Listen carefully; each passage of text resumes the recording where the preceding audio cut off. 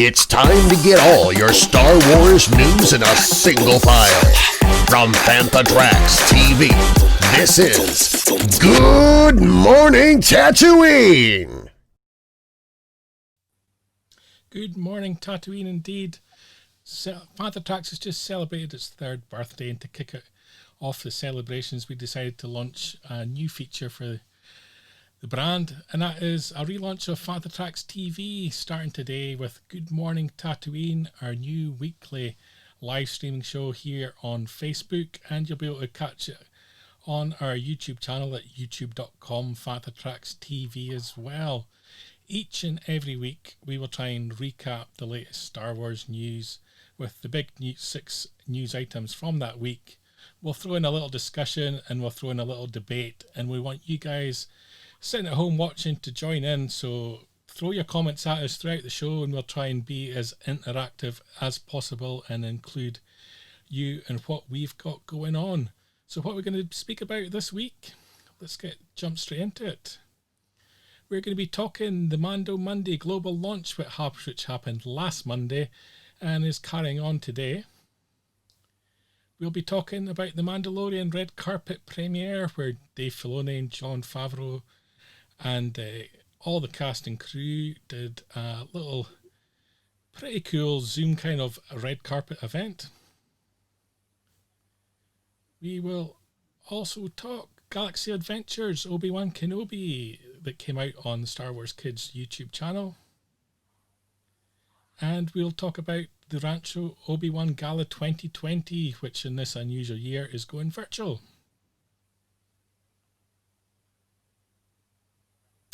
Tales from the Galaxy's Edge released a new trailer. This is the new game coming up in Oculus VR, the Facebook-backed device. It's going to have a Temple of Darkness element to the game set in the High Republic era. And Thrawn Ascendancy will be concluding with Greater Good, coming out in celebration of the 30th anniversary of Timothy Zahn's original Thrawn trilogy. So to discuss all these items and more, joining me this week from FanthaTracks.com Editor-in-Chief, Mr. Mark Newbold. How are you, sir? You know, I feel like I should say good morning, so I will. Good morning, Brian. It's morning somewhere. It's morning in Tatooine. The sun is always shining. If one sun's not shining, the other one is. You're not wrong. How has your past week been running the news over at FanthaTracks.com? Wow. I mean, we say this a lot. We say this on Making Tracks with me and Mark. You know, every week is a busy Star Wars week. Even when there's no news, it's a busy week. This week's been nuts. Like you say, Mando Monday, all sorts of stuff coming out. Mandalorian's with us now, which is lighting us all up. So, yeah. The keyword is busy. Yeah, absolutely. I guess what we should do is jump straight into what's been the big happening and really circled out the news over the past week has been Mando Monday. Yeah. And there's been all sorts of weird and wonderful stuff come out. Today, for example, the child 3D pin on Shop Disney. All this is as cute as anything, isn't it? Yeah. I think anything the child is designed to be the cute factor. I don't think you could make something that wasn't cute. What else have we had? We had Hot Toys and Mandalorian figurine. Incredible. These things are always incredible to see. I've never actually gone as far as to purchase one beyond what I go as a price point. But when you see these at celebrations, beautiful constructions to them. Absolutely stunning. This really is amazing. Yeah. What else did we get? We got obviously the Mandalorian 3 3/4 inch figures. A lot of people would like to see that. Yeah, just ordered mine, so looking forward to that turning up in the post. Hopefully in one piece, Amazon, if you're listening. The Galaxies of Heroes, the mobile game, it's going to have some Mandalorian elements added to it. One of the fan favourite characters there, I never pronounce his name correctly. We're calling him Kuel. Well, he is very cool. And I used to say Quill, but I think it's Quill. So I think we should say Quill. And Quill. He's very cool. Very, very cool. Build-A-Bear, as always, cute factor there again with the child, but they've also gone that direction with the Mando as well. Yeah, I'll be all over this. I've got to Build-A-Bear Boba Fett, or Boba Fett, as Matt would call it. So I definitely want to get this one. This is too cool. Fig pins, ever popular. Doing Wave 2 of the Mandalorian. Wave 1 still available. These things always sell quick. They're doing the Child, Moff Gideon, IG-11. What else have we got there? We've got the Armorer. The Armorer, yep. The Child is obviously a Box Lunch exclusive. So you can head over to boxlunch.com if you want to pick that one up. These are stunning. I think the packaging is what sells me on those. I think they just look amazing. Talking of stunning, Regal Robot, Gamorrean fighter concept maquette. This is based on the original concept design, which, if we remember, how long ago was it? Maybe a year. Getting on for, yeah. Jon Favreau dropped that image onto Instagram, and that was kind of kicked off the sort of season 2 build up. And we saw the Gamorreans in episode 9 as season 2 kicked off as well. So we did. Yeah. The detail on that, beautiful, impressive. $4.99, only 250 pieces, so you need to get in there quick. Yeah, that's too cool. We had Tom Spooner on a special episode of Making Tracks last week talking about it, and fantastic piece. Sideshow Collectibles, I've got the life-size The Child, $3.75. They do a payment scheme as well, so if you don't want to drop all the money out on that at once, and you've got to have the child in your house, you can head over to sideshow.com for that. Yeah, that might be happening. Don't tell Ruth. Cup of tea for Ruth, perhaps. Oh yes, she loves a tea. Yeah, this is a definite. These are gorgeous. I love the artwork on these. You've got Mysterious Black Tea, which is the Mandalorian. The Child Green Tea, which obvious. Warrior Herb Tea for Cara Dune. Individual prices are £13.50, which I guess is a less fancy design. These beautiful tins, I guess, are the collector edition pieces at $29.50. These are fantastic. I'll be somehow hunting them down. Star Wars Mandalorian, Gentle Giant, $200. Again, lovely piece. Yeah, they get it right every time with these. These busts are superb. Their Mando line has been really nice. Monopoly. We're all stuck indoors playing board games a lot this year. I do it the Star Wars way with the Mandalorian. I did like the feature that if the child gets caught, it's back to the start. You know, it's like the child's the equivalent of the do not pass go, collect £200 kind of thing. You can also get a 3 3/4 retro collection Remnant Stormtrooper on this, so a lot of people will buy this for that. Totally. I've never played Monopoly in my life, Brian. I've never played it in my life, so I'll probably need to start with this. I'm shocked. Yep, never. There you go. This is exclusive at Shop Disney at the moment. I don't know if the intention is to release that wider. Let's hope. The Child Animatronic Edition, this time coming with a 3-in-1 carrier. I have got edition number 1. Ooh! I'm not going to push its head because it's going to start crying. But yeah, so they've got second edition of this coming out from Hasbro, priced at $79.99, not cheap. And I'm not overly impressed with it, but It's got to be better than having a chihuahua in your bag, and at least this doesn't leave little treats when you don't feed it. So. I do miss the fact I don't have a bag for mine, so I can't give it a punch every now and again. But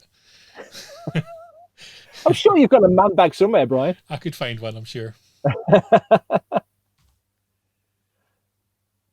We've got the Retro Collection 3 3/4 range.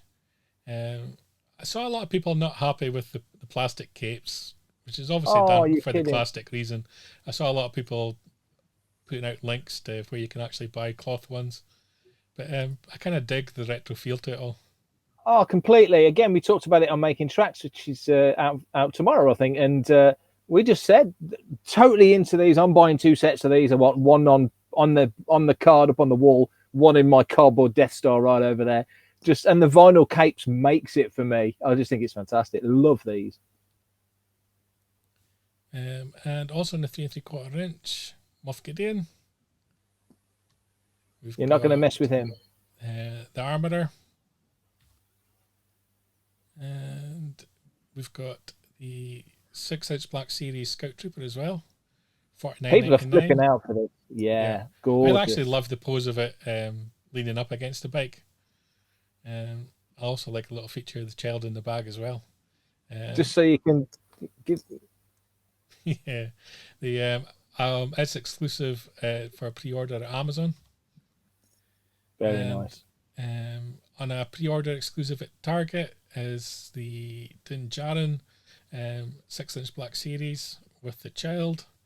A lot of complaints about the face on this one. People not happy with the design of the face, but it rounds out the collection quite nice, I think. It does. I think it's fine. It's fine. I just imagine that he went to Gentle Giant to get scanned after he'd filmed his scenes in Game of Thrones when he gets killed by the mountain. That's just the logic for me.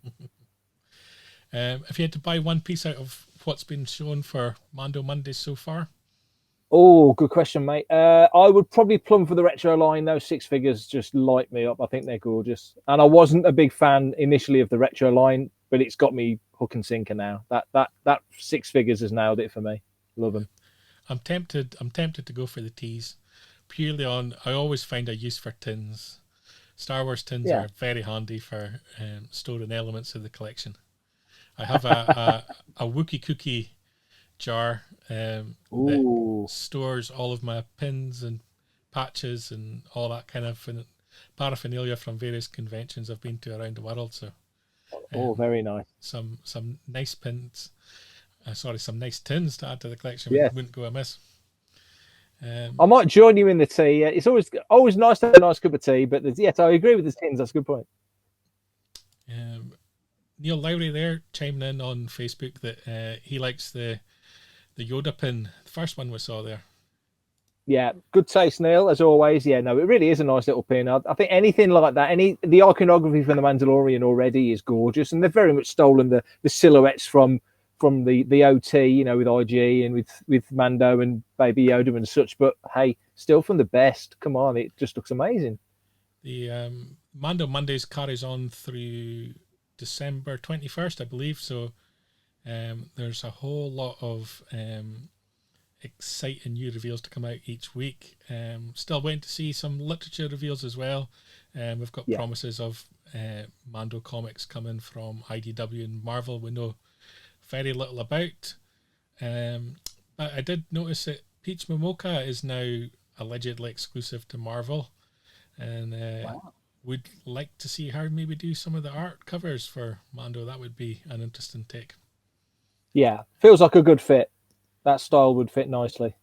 Greg Robertson there, he's excited about the retro figures as well. He's a wise man. But don't tell him I said that.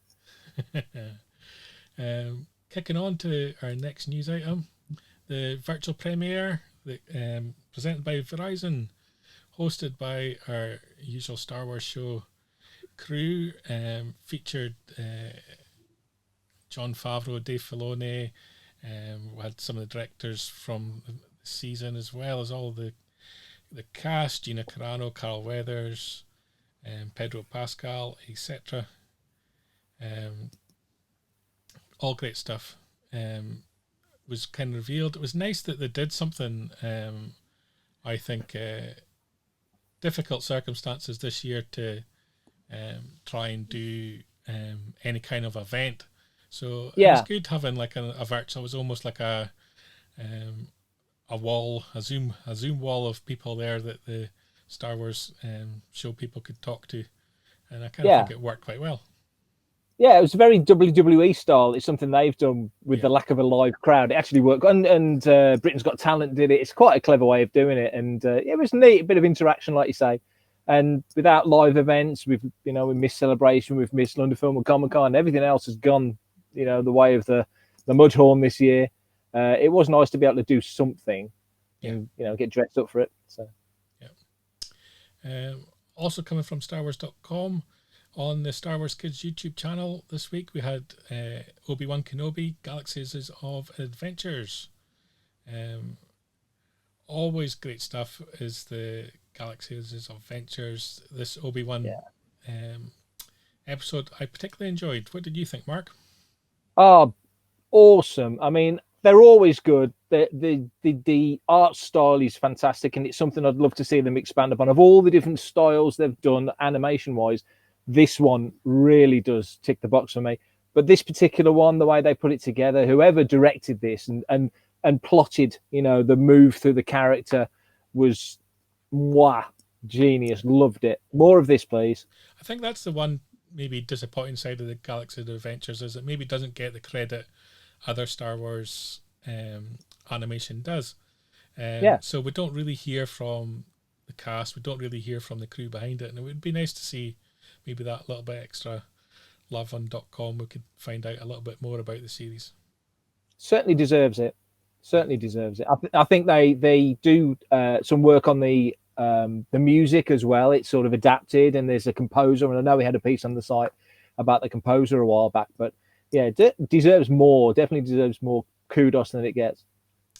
If you're like me and you get the Facebook memories every single day, it's like every day's a reminder of a time gone by where we used to be able to go places and do things. And cast my mind back a couple of years, we both went to Rancho Obi-Wan as part of the gala in 2018. And they've just announced that this year they'll be doing a virtual gala. I'm all over this. Love the gala. Been to a few, and it's always fun. It's nice catching up with folks, and it's, as you know, it's a great place to visit as any Star Wars fan, if they get the chance, should go. But yeah, I'm very curious to see what Steve and Anne and the team do with a virtual gala.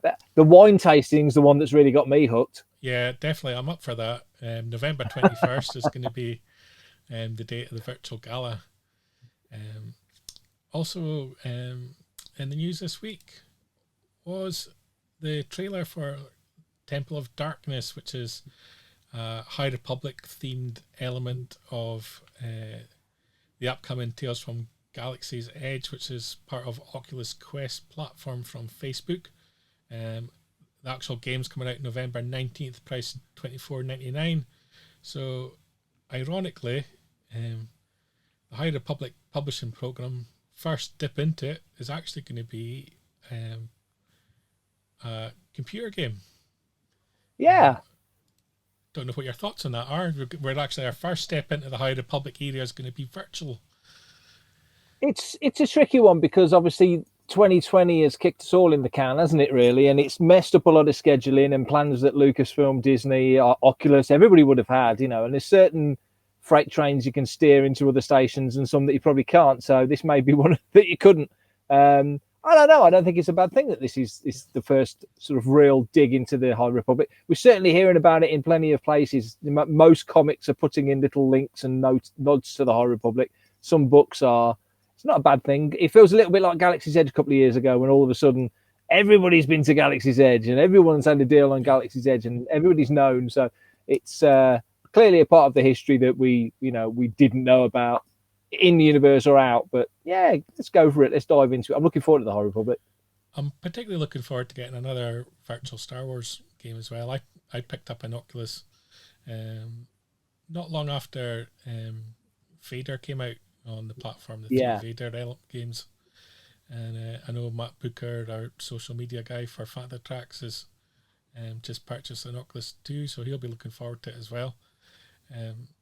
15 minutes runtime is the always disappointing thing when it comes to these virtual things, is that it's short runtimes purely because of what's involved in making these things. So that's the one downside. I suppose the technology will catch up in time, won't it? When I suppose the risk is that Star Wars are worried that you'll go in there and never come out. And if you never come out, Brian, you won't buy any more stuff. So they've got a limit. They've got a limit here, you know. Potentially life in a virtual world more exciting. Yeah, we can go places at the moment. And the last news item we've got this week, Star Wars Thrawn Ascendant say Greater Good. It's going to be coming 4th of May 2021, which is pretty much the 30th anniversary of Heir to the Empire, which launched Timothy Zahn's Star Wars writing career, and really was a platform that launched Star Wars publishing as we know it today. Yeah, it certainly was. That was a great time to be not a fan coming back to it, but, you know, as it came back to us, that's probably a better way of putting it. You know, it really kicked off with this and Dark Empire, and then through the 90s, just built and built and built and built to the prequel trilogy. But yeah, this is a great time to be a fan, and good time to look back upon. And I'm very much looking forward to this. I really did enjoy Chaos Rise, and it was I listened to the audiobook of that, and it was very enjoyable. That though, the special edition version, that looks fantastic. Looks beautiful, doesn't it? It does. Had these very limited edition out of print type releases before. This one looks really special. I love the design on the cover, the slipcase, the colours of the pages, which luckily we were able to get on the standard release. That's not long with us as well. So these little things I do appreciate. There's only going to be 750 of them, so when it comes out for pre-order, and I think it's the 17th of November, $150. You're going to have to act quick. Maybe I will, Brian. Maybe I will.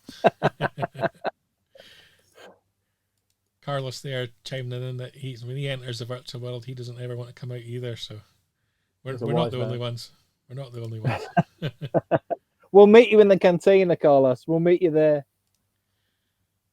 Mooncut Drums. He's loved the original and recent trilogy. He's not read the latest book, but he's going to ask Range Trooper Santa to bring him one. You'll enjoy it, Carl. It's a great read. Really good read. And Paul Naylor got the Thrawn trilogy in hardback when it was first released. And it's brought him back to Star Wars after 5 or so fallow years. Fallow years, that's a good phrase, actually. I might keep that one. That's a good point, yeah. Jason Green, he's still waiting for Thrawn to show up in something live action wise. I think Jason Green should play Thrawn in live action. That's my little pitch. You never know, it could happen in The Mandalorian.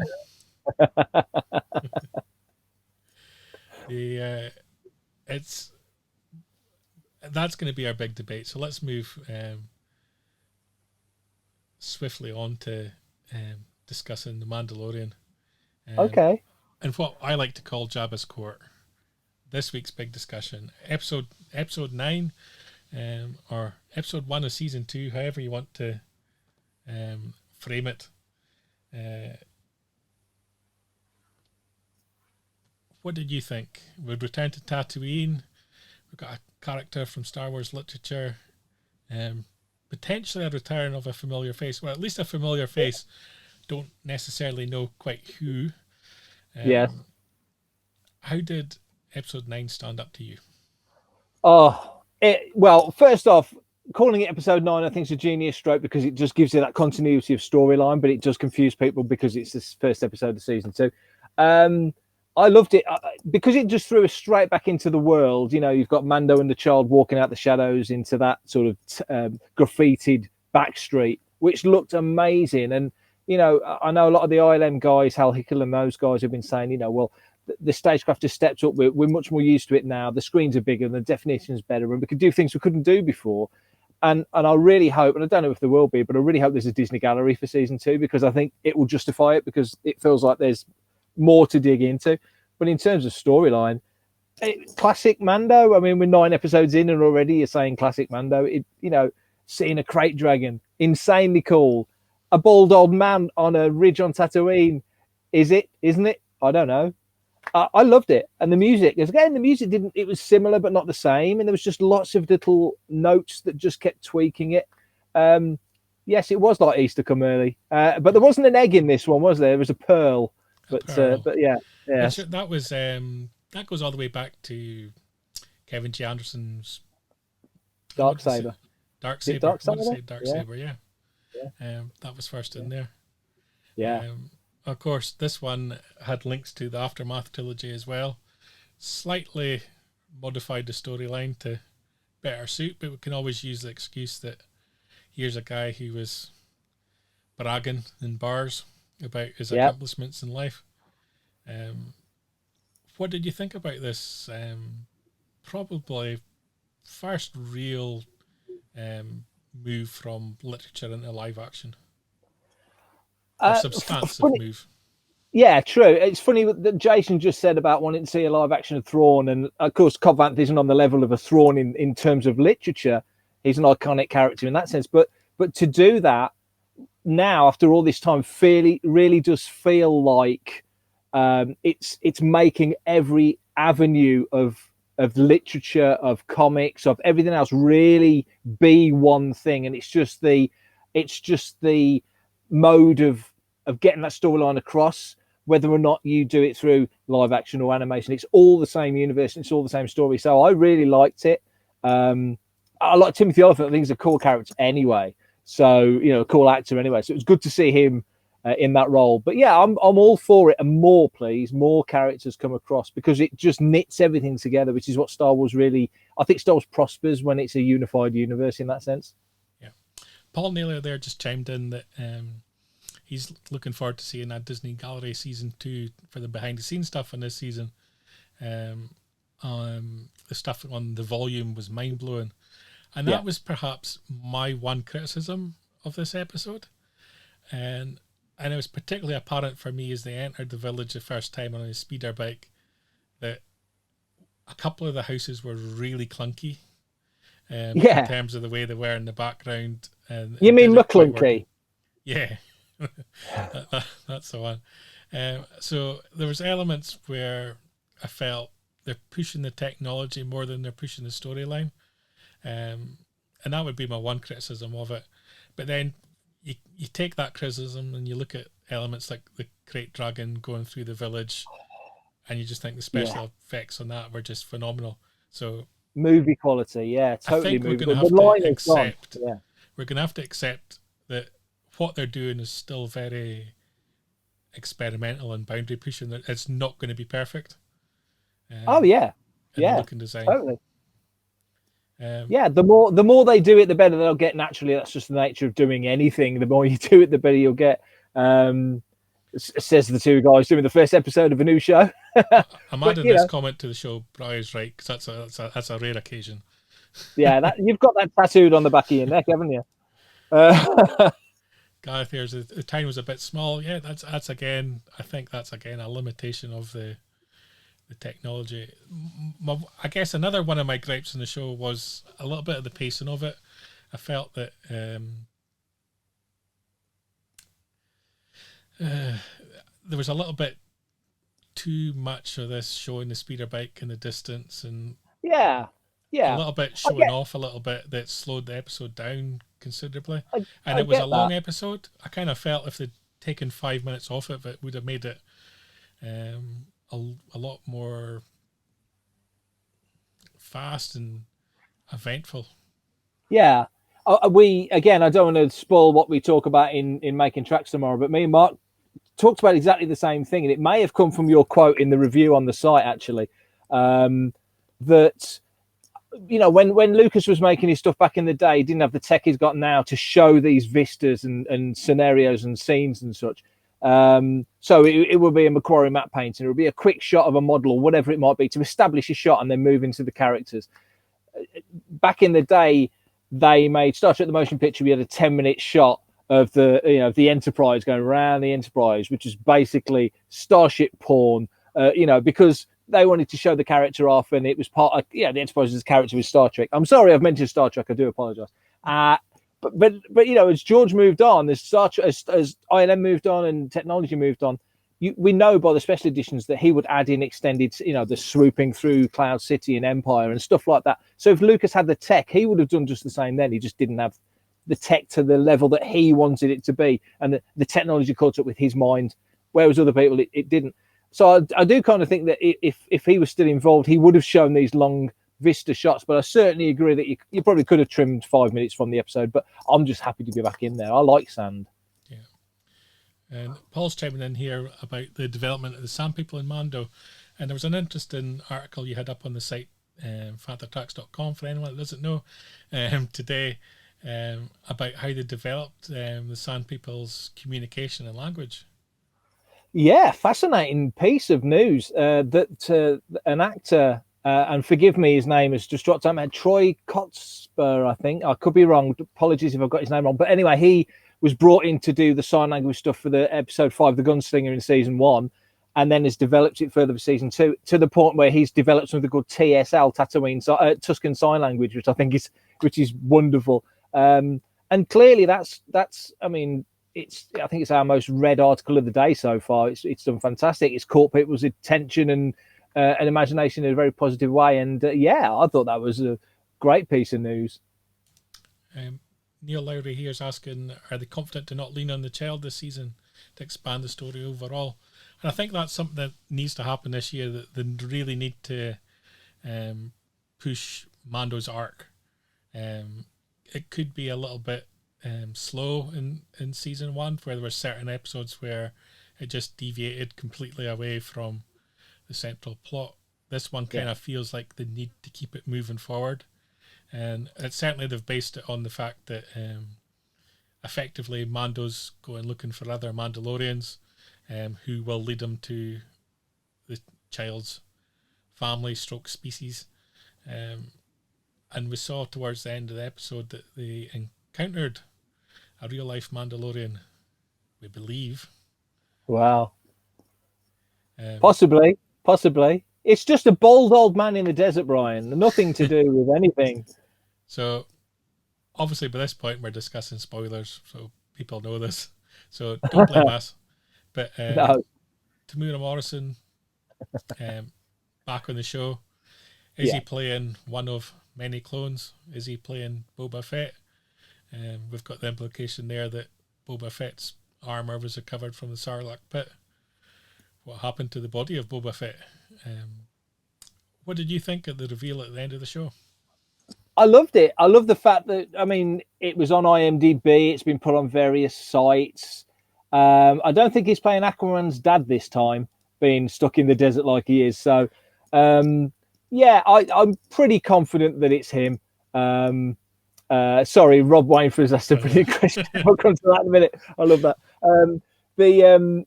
I'm pretty sure it's him. I mean, it makes sense, and I love the fact that it was the Jawas that found the armor, which sort of took you back to Jaws of Doom and all that, with the Sandcrawler in the Sarlacc pit back in the old Marvel days. So there's lots of little connective tissue bits there. But yeah, if the armor is as tough as we think it is, it would probably survive the acid of a Sarlacc. But then if the armor got out, presumably Fett got out. So there's a lot of leaps of logic. He might not. They might have just found a spat out lump. Maybe Sarlaccs don't like Mando armor and he spat it out, or he gobbed it out when the Crate Dragon ate it, which I'd love to see that scene.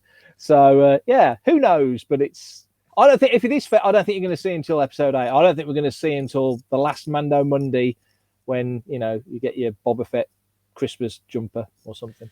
It kind of feels like he's going to be stalking a little bit before we get potentially any deep cut reveals. We didn't see much of the rest of the main cast in episode 9. Cara Dune missing, Moff Gideon missing. Do we want to see episodes focused on just that characters? Do we want to step away from Mando? Obviously his name's in the title. But, the story takes you where the story takes you. It does. I mean, I think we talk again on Making Tracks. We talked about this. We talk about a lot of stuff on Making Tracks. whereby, you know, Mandalorian feels like the focus of the show is Mando and the child, but they were very cute in calling it the Mandalorian, in that it could be another Mandalorian eventually. If they want to move the story to somebody else, they can shift things around, and the child was a reveal. You know, he wasn't part of, you know what I mean? They were quite cute, whereas it feels like the Cassian show, he'll be the focal point, but you'll look more at the era. And Kenobi's clearly focusing on Ben and his specific situation. That's how it feels anyway. So I think, yeah, you could probably get away with doing episodes, but I don't know if that's what they really want to do. These supporting characters feel like the other members of the Magnificent Seven, but we're focusing on Yul Brynner. Thank you very much. You know, that's the focus of this show, and everyone's peripheral and supportive to it. And I think that works well. It's certainly worked well so far. Let's find out on Friday if it still works out. We might have a clunker coming up. Who knows? Predictions for the next episode? My hopes are high. I've got some. I'm confident I'm going to sit there and be blown away. In terms of story and such, I do not know. I mean, everyone's talking about Ahsoka. My head tells me that if she's in it at all, it'll be reasonably brief and not, you know, because you look back to season 1 when Ming-Na Wen came in. You know, she was in one episode in and out pretty much. I mean, hopefully she'll come back somehow. I don't know. Quill, who we just figured out how to say his name earlier on this episode. You know, it's, you know, he was in very briefly. Yes, a Bantha plus toothbrush set is a great idea. He came in very briefly, you know, and then died and was buried, and he was there for that specific part of the story. And I feel like it is a bit of Lone Wolf and Cub's the obvious touch point. It is a little bit Littlest Hobo. It's a little bit, you know, Incredible Hulk, and, you know, move from town to town sort of storyline, but you're following these characters. So, yes, much popcorn will be eaten. I think so. It's very difficult to know where they're going to go story-wise. They've kept the cards very close to their chest again for this season, which I think is the way to go. Yeah. If you're going to reveal things, reveal lots. If you're going to hold it back, don't tell us a thing. Let us just enjoy the show as it comes out. And I like that about season 1. You couldn't quite tell where the next episode was going to go. Each episode was quite distinct from the last. And it really didn't get into an arc until maybe the last 2 episodes. Yeah. This series looks like it's going to have a recurring theme of trying to hunt down other Mandalorians. They could quickly deviate away from that, though, I think. We also saw another familiar face from Series 1 as well, as he returned to Tatooine, and he was getting his ship repaired again. So I think we'll get a good chance where he's going to encounter some of the characters from Season 1 and various episodes again as well. Yeah. It feels like it was cool going back to Tatooine so early. It was almost unexpected because, weirdly, when the Emmys were handed out, the episode 5 was pretty much the only one that wasn't nominated or won an Emmy, which is weird because I thought it was so beautifully observed. And yet here we are straight onto Tatooine, and a couple of people have already said it kind of feels like, is this almost like testing the waters for Kenobi, because we're going to spend a hell of a lot of time on Tatooine, presumably in that show. So, yeah, it was neat to see Pelimoto again. It was this cool character. So, yeah, more of all of it, please. I want it on every day, not just once a week. R5 was in there. Another it was low motivator. Yeah. And Jason Green there asking about viewing figures. I don't think we'll ever see any of the streaming companies release viewing figures. No. It's a very difficult metric, and really, when it comes to streaming, they're more interested in subscriber numbers and churn and how that relates to content releases than they are necessarily individual shows. Yeah. I think that's the problem with streaming. I think Disney, it's a long-term project for them as well. Yeah, absolutely. Yeah. And like you say, the more sort of people who are signing up, the more families are watching it and getting into it. It's Disney must be so absolutely stoked at the you know, the numbers they're getting and the reception the show's got. The, you know, it must be beyond their wildest dreams. And I know this year 2020 has completely caught everybody out really. And I'm sure Disney would say that their plan was always to put focus on the streaming service more than cinema, but there is no cinema right now, so they've got to focus on streaming, and it's obviously working for them financially. Just to see the little note that came up there, John Leguizamo, yeah, definitely great casting. Yeah, he'll always be Violator to me. Yeah. And as we looked around out this show, let's go for our last round out of the cantina. So this week's discussion, what is your favourite Fett moment? You know, we've had the Fett family, Boba and Jango, appear in lots of different literature, animation, live action. Do you have a particular standout Fett moment? It's weird because when you say Fett, you always automatically think Boba Fett, and yet the best action we ever saw from a Fett was Jango in Attack of the Clones. The battle in the rain on Geonosis is probably a standout, but also, you know, the asteroid chase with Kenobi was over Geonosis was wonderful. I'll tell you the weird one, and I think if Matt was on the line, he would probably agree because he was there. Yes, Martin, holiday special Fett, absolutely, yes, definitely. Was with Beamer Jeremy Bullock when he got into his costume and got armored up for I think it was Black Friday, I think, before we did Celebration over in Essen at Toys R Us, and just to see the guy that played him in the original film get into the armor, you know, a version of the armor was really special. So that's obviously a bit of a weird one because he kind of had to be there, but I'm going to plumb for, if you want to go for action, apart from Holiday Special Fett, who is a very cool Fett, I'm going to say, yeah, the battle in the rain on Camino in Attack of the Clones. That's probably my favourite. With the headbutt, none of this editing out the Glaswegian kiss or any of that nonsense. Leave that in. It's full-on fight in the rain. For me, it was when neither Fett, neither Jango nor Boba were in their armour, and they're basically just having the conversation with Obi-Wan, and it's a slightly tetchy conversation where it's very sharp responses from either, and you've got young Boba sort of hanging out just at the edge of it, and I think that scene's so brilliantly acted by Yoon and Tamura, and I think it's one of those scenes that gets underappreciated. Oh, and yeah. It really built up in 60 seconds the real conflict between the two that led to the fight scene. So that was one of my favourite Fett moments. The other one perhaps sounds terrible, but Boba picking up the helmet after his can we call him father? Oh yeah, we can call him father. Yeah, well, yeah, I guess so. Yeah, the kind of weird and wonderful, but it carried so much weight to it. I think it's a great silhouette, wasn't it? It was a great that, you know, in the foreground with the Geonosis arena behind and just holding that helmet, waiting for the head to drop out. You know, I'd have been shaking it. Yeah, I agree. I think Attack of the Clones is a criminally underrated film. There's so much more to take from that film than people ever do. You know, it's such a pivotal moment in the history. Thank you for mentioning Jaws of Doom. You know, it's such a pivotal moment just for everything. It's the start of the Clone Wars. It's the fall of the galaxy. It's the Jedi about to be wiped out, and you know, the Jedi code's being broken left, right, and center. You know, it's just awesome film.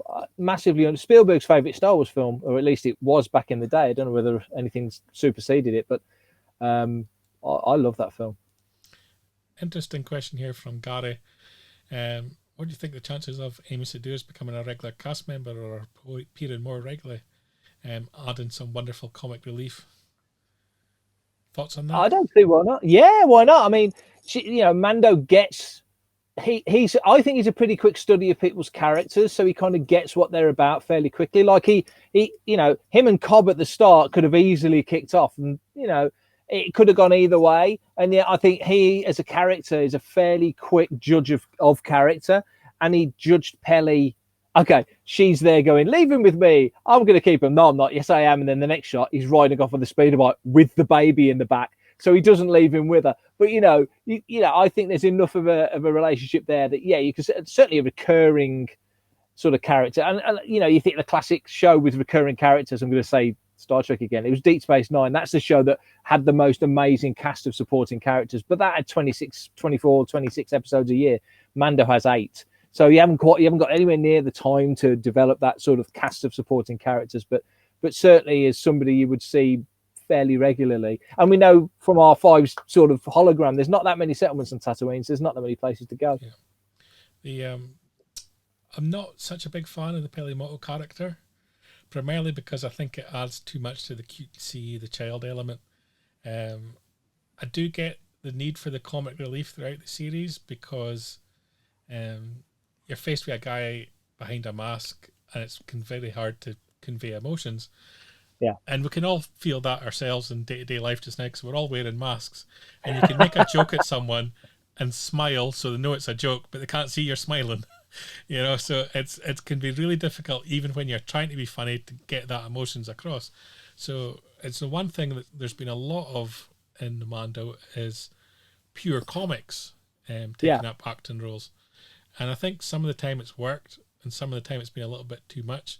For me, Pelimoto's just on the wrong side of it. But I see a lot of love for her on social media today. So you're just jealous of the perm, Brian. That's all it is. Well, there's that as well. We've got the shininess going on here. Rob's throwing in a good occurrence of Boba Fett here. Appearing in the Dark Forces game. Dark Forces feels like a long time ago. And you know what? I bet you if you could get that on PS4 or PS5, it'll be now, it would still hold up as a playable game. May not have the beautiful graphics, but as a playable game, I thought, perfect. Jamie Brown's there. My mind's blown that there's so much in studio filming. So again, it's just coming back to stagecraft or the volume. It's such a game changer, Bright. It's such a game changer. I mean, anybody who works in film who's a location scout or, you know, works out there, wherever it may be, must be thinking, oh, God, it's time to retrain as a whatever, you know, because with stagecraft, it feels like, okay, you're going to be sending, a bit like when they did Revenge of the Sith and they sent the guys out to Mount Etna to film the volcanoes and out to, you know, the different Switzerland to film the background for Alderaan and things like that. You'll get people going out filming background plates, you know, like they went to I forget what mountains they were in Italy for Solo to film where Vandor, the Convey X chase was done. Stuff like that will get filmed and then they'll manipulate as they need to. But I think actual location shooting, I think, could be endangered. Yeah. Jason Green's asking there whether we love the aspect changes.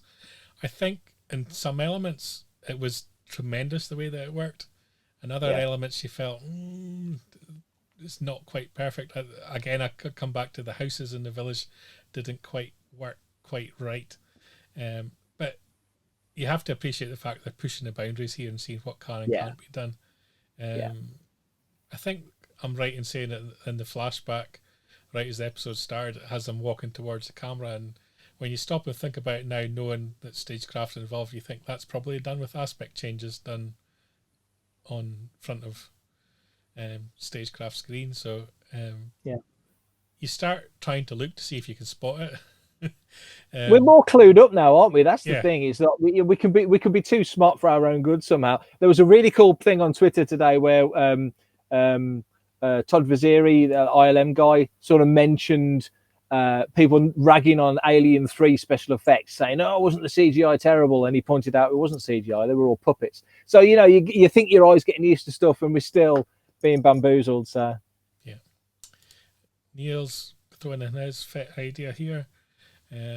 Fett talking with Vader on Cloud City. Obviously, that's a picture we all know from the Empire Strikes Back publicity shots. This is one that Neil remembers. It was John Morton, wasn't it, in that shot? It was, yeah. Good friend, John Morton.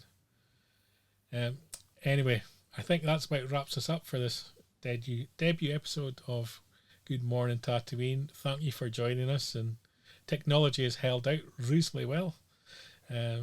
Appreciate everybody's comments and joining in the show. We're going to try and be as interactive as possible each and every week.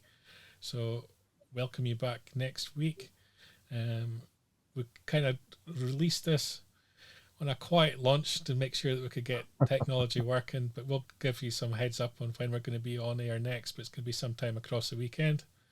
And hopefully everyone enjoyed that, and we'll do some more. So with that, good morning from Tatooine. And we shall bow out. Keep up to date with the latest Star Wars news each and every day on FanthaTracks.com.